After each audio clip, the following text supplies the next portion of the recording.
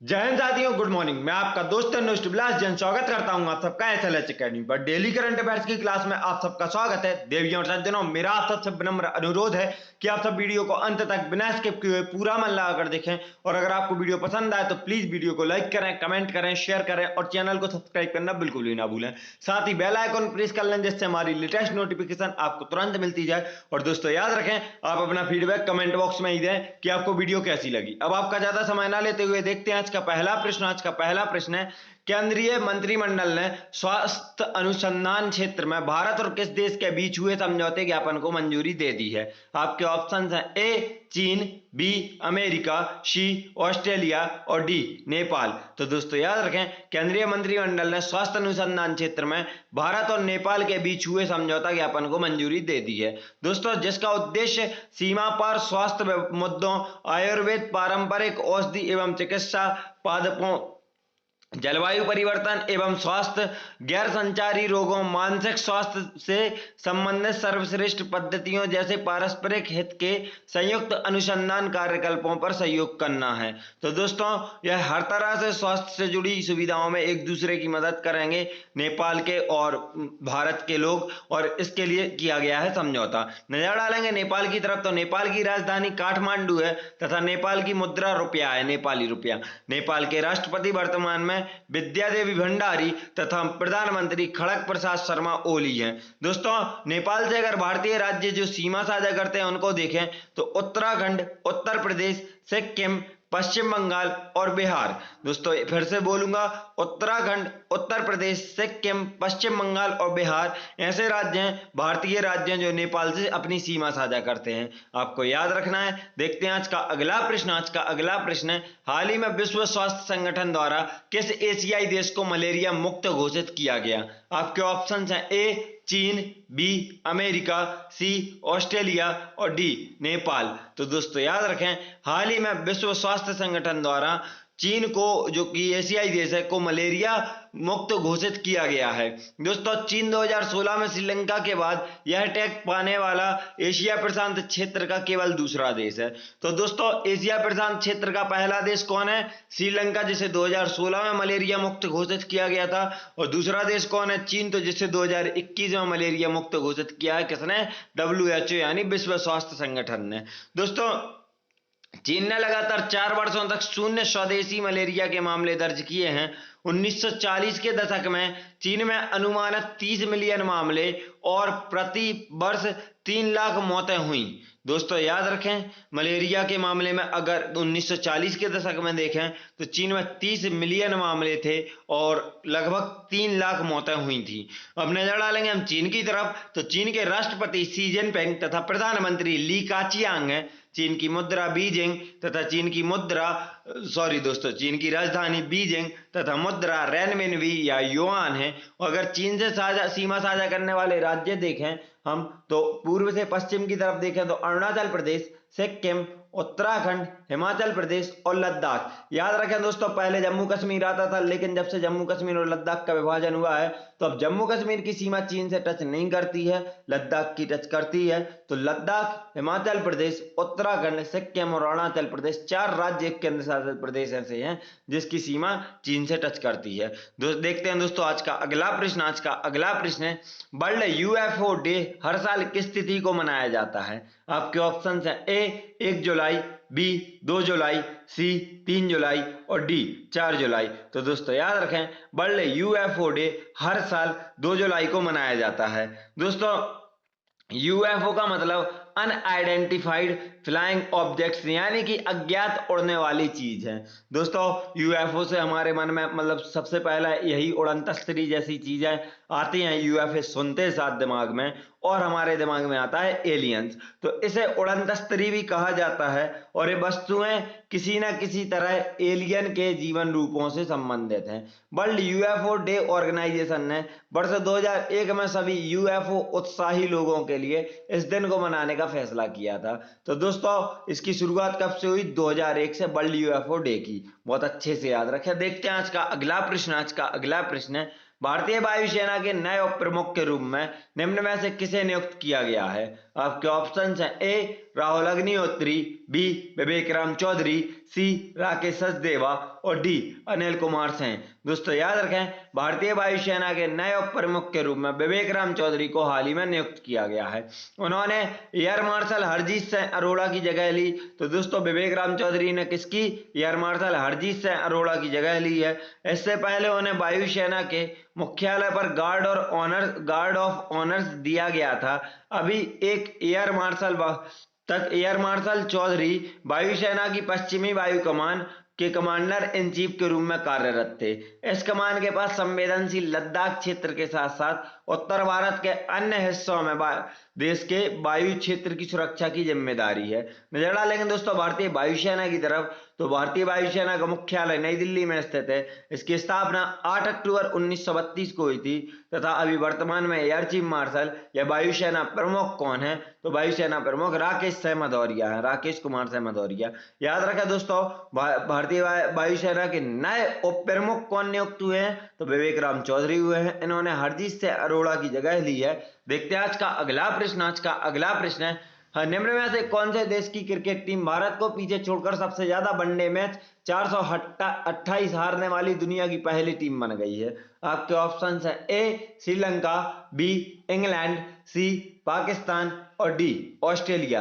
तो दोस्तों याद रखें, हाल ही में श्रीलंकाई क्रिकेट टीम भारत को पीछे छोड़कर सबसे ज्यादा वनडे मैच हारने वाली दुनिया की पहली टीम बन गई है। इस सीरीज से पहले तक सबसे ज्यादा वनडे मैच हारने के मामले में भारतीय टीम शीर्ष पर थी, लेकिन लगातार 2 मैच हारने के बाद श्रीलंकाई टीम टॉप पर आ गई है। श्रीलंका ने इंग्लैंड के खिलाफ 428वां मैच गंवाया और इस तरह श्रीलंका वनडे क्रिकेट में सबसे ज्यादा मैच हारने वाला देश बन गया। श्रीलंका ने भारत को पीछे छोड़ा, जिसे 993 वनडे मैच में से 427 में हार मिली है। याद रखें दोस्तों, भारत को 993 वनडे मैच में से 427 में हार मिली है। श्रीलंका ने 860 वनडे खेले हैं, जिनमें से उसे 390 में जीत मिली और 428 मैचों में हार मिली। देखते हैं आज का अगला प्रश्न है, national high speed rail corporation limited के नए प्रबंध निदेशक के रूप में निम्न में से किसे नियुक्त किया गया है? आपके ऑप्शन है ए राहुल सचदेवा, बी मोहन कुमार, सी सतीश अग्निहोत्री और डी कमलेश लुल्ला। तो दोस्तों याद रखें, national high speed rail corporation limited के नए प्रबंध निदेशक के रूप में सतीश अग्निहोत्री को नियुक्त किया गया है।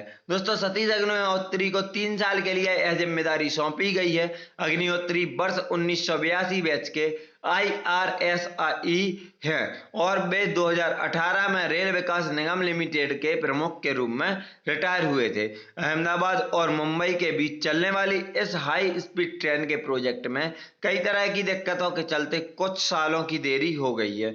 दोस्तों इस प्रोजेक्ट में 21 किलोमीटर की लाइन जमीन के अंदर बिछाई जानी है, जिसमें मुंबई के पास समुद्र के भीतर 7 किलोमीटर लंबी सुरंग भी शामिल है। दोस्तों अब यहाँ से सबसे मुख्य बात जो याद रखनी है आपको कि सतीश अग्निहोत्री कितने साल के लिए नियुक्ति हुई है? तो 3 साल के लिए हुई है। और दोस्तों यह 2018 में रेल विकास निगम लिमिटेड के प्रमुख के रूप में रिटायर हुए थे। तो दोस्तों रिटायर 2018 में हुए थे और तब यह इनकी पोस्ट क्या थी? तो रेल विकास निगम लिमिटेड के प्रमुख थे। देखते हैं आज का अगला प्रश्न है, ग्लोबल स्टार्टअप इकोसिस्टम इंडेक्स में भारत को निम्न में से कौन सा स्थान प्राप्त हुआ है? आपके ऑप्शन है ए 15वां, बी 21वां, सी 19वां और डी 20वां। दोस्तों याद रखें, ग्लोबल स्टार्टअप इकोसिस्टम इंडेक्स में भारत को 20वां स्थान प्राप्त हुआ है।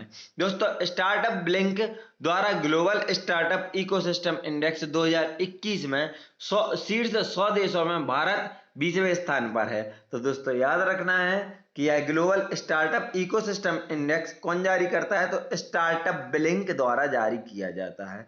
देश 2019 में 17वें स्थान पर था, जिसके बाद यह 6 स्थान नीचे गिरकर 2020 में 23वें स्थान पर रहा और रिपोर्ट के मुताबिक भारत को अपने स्टार्टअप पारिस्थितिकी तंत्र को और मजबूत करने के लिए अपनी बुनियादी ढांचे और इंटरनेट की गति को बेहतर बनाने की जरूरत है। पिछले साल की तरह इस साल भी अमेरिका पहले पर है। याद रखना दोस्तों, ग्लोबल स्टार्टअप इकोसिस्टम इंडेक्स में पहले स्थान पर कौन है? अमेरिका। यूके दूसरे पर, इजराइल तीसरे पर, कनाडा चौथे पर और जर्मनी पांचवें पर, शीर्ष 5 स्थानों में पर हैं और अपनी बढ़त जारी रखे हुए हैं। याद रखें, भारत 2019 में 17, 2020 में 23वें और 2021 में 20वें स्थान पर रहा है। देखते हैं आज का अगला प्रश्न। आज का अगला प्रश्न है, निम्न में से किस देश ने तमिलनाडु के कुड़नकुलम में 5वीं परमाणु ऊर्जा इकाई का निर्माण शुरू किया है? आपके ऑप्शन है ए जापान, बी रूस, सी नेपाल और डी बांग्लादेश। तो दोस्तों याद रखें, हाल ही में रूस ने तमिलनाडु के कुड़नकुलम में 5वीं परमाणु ऊर्जा इकाई का निर्माण शुरू किया है। दोस्तों यह विकास दोनों देशों के बीच द्विपक्षीय संबंधों में एक महत्वपूर्ण कदम है। रोसाटॉम एक रूसी कंपनी है। याद रखना है दोस्तों, कुड़नकुलम संयंत्र के निर्माण के लिए प्रौद्योगिकी प्रदान कर रही है। कौन सी कंपनी कर रही है? रोसाटॉम, जो कि रूस की एक कंपनी है। इस संयंत्र में 6 इकाइयां हैं, जिनमें से प्रत्येक में 1000 मेगावाट उत्पादन क्षमता है। तो दोस्तों अगर प्रत्येक की 6 इकाइयां हैं, 1000 मेगावाट प्रत्येक की उत्पादन क्षमता है, तो टोटल अगर देखें तो इससे 6000 मेगावाट तक का उत्पादन किया जा सकता है। कुड़नकुलम परमाणु ऊर्जा संयंत्र भारत की सबसे बड़ी परमाणु शक्ति है। नजर डालेंगे दोस्तों रूस की तरफ, तो रूस की राजधानी मॉस्को है, जो कि मोस्कवा नदी के तट पर स्थित है। दोस्तों रूस के राष्ट्रपति वर्तमान में व्लादिमीर पुतिन तथा प्रधानमंत्री दिमित्री मेदवेदेव हैं और रूस की मुद्रा रूबल है।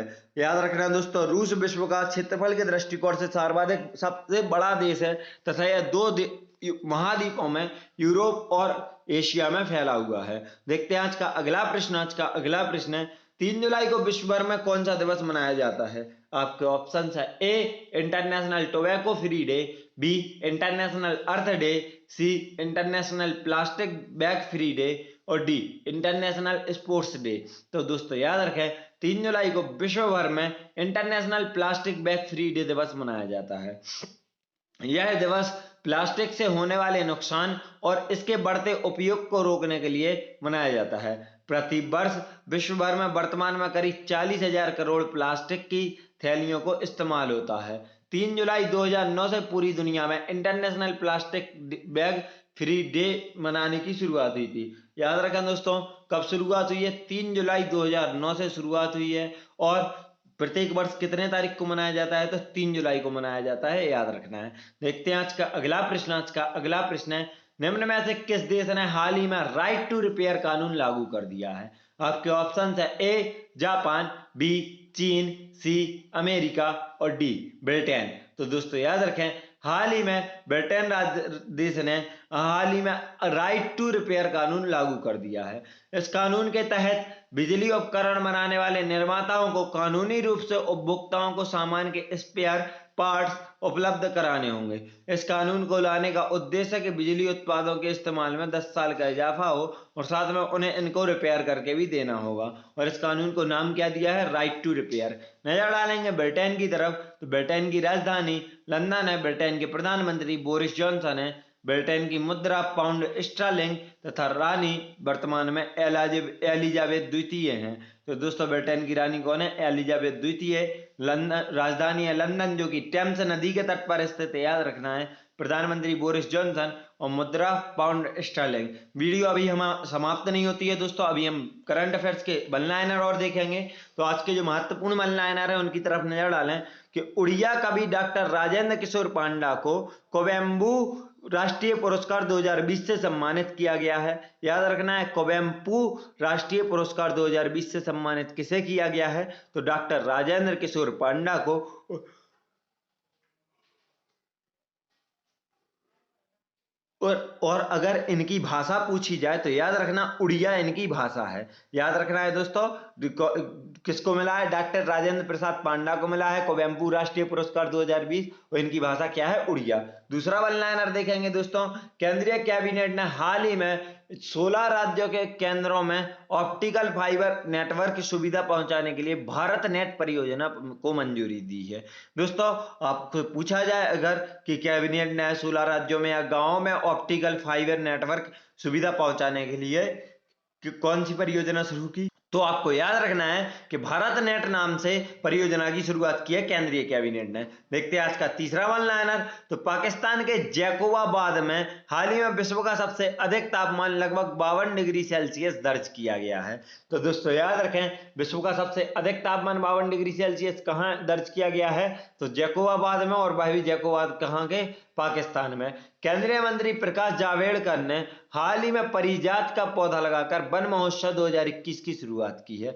दोस्तों याद रखें, अगर आपसे पूछा जाए सबसे पहले कि वन महोत्सव 2021 की शुरुआत किसने की है, तो प्रकाश जावड़ेकर ने की है। और याद रखना है कि अगर यह भी पूछ लिया जाए परिजात का पौधा लगाकर या कैसे भी, तो आपको पूरी लाइन याद रखनी है कि केंद्रीय मंत्री प्रकाश जावड़ेकर ने हाल ही में परिजात का पौधा लगाकर वन महोत्सव की शुरुआत की है। और आज का आखिरी वन लाइनर है दोस्तों, भारत का पहला स्वदेशी ड्रोन रक्षा गुम्मद। मोस्ट इंपॉर्टेंट है दोस्तों, बहुत अच्छे से सुने। भारत का पहला स्वदेशी ड्रोन रक्षा गुम्मद इंद्रजाल। क्या नाम है पहले स्वदेशी ड्रोन रक्षा गुम्मद का? इंद्रजाल। हैदराबाद स्थित ग्रैनो रोबोटिक्स द्वारा विकसित किया गया है। तो दोस्तों किसने विकसित किया है इसको, इंद्रजाल को? ग्रैने रोबोटिक्स ने। यह कहाँ स्थित है? तो हैदराबाद में। क्या नाम है पहले स्वदेशी ड्रोन रक्षा गुम्मद का? तो इंद्रजाल नाम है। बहुत अच्छे से याद रखना दोस्तों, ये पूरे फैक्ट्स और इस पॉइंट को बहुत मोस्ट इंपॉर्टेंट समझना।